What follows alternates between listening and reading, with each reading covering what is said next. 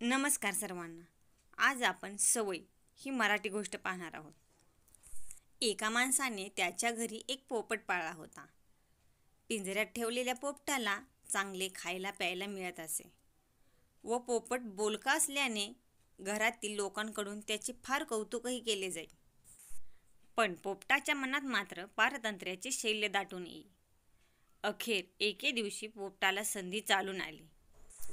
त्या माणसाने पोपटाला खाणे देण्यासाठी पिंजऱ्याचे दार उघडले होते व त्याच्या हातून ते तसेच उघडे राहिले होते. माणसाला अचानक काही काम आल्याने तो ते दार उघडे टाकून निघून गेला असता पोपट पिंजऱ्याच्या बाहेर निघून गेला. पण लहानपणापासून पिंजऱ्यात राहिला असल्याने त्याला फारसे नीट उडता येत नव्हते. एका झाडावर गेला असता त्याला इतर पोपटांशी बोलता येईना, कारण लहानपणापासून तो परकी भाषा शिकला असल्याने त्याला पोपटाची भाषा येत नव्हती. म्हणून इतर पोपटही त्याला सहकारी मानत नव्हते. पिंजऱ्यात आयते खायची सवय असल्याने त्याला अन्न मिळवणे अवघड जाऊ लागले व ऊन, वारा, पाऊस यांची कधीही सवय नसल्याने तो आजारी पडला व मरून गेला.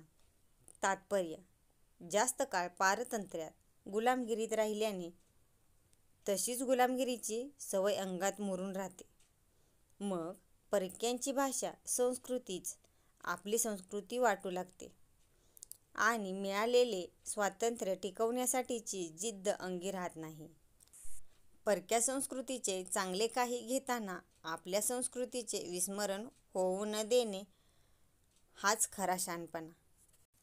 व्हिडिओ आवडल्यास लाईक करा, शेअर करा आणि नक्की सबस्क्राईब करा. असेच नवनवीन व्हिडिओ पाहण्यासाठी आमच्या चॅनेलला नक्की सबस्क्राईब करा. व्हिडिओ पाहिल्याबद्दल धन्यवाद.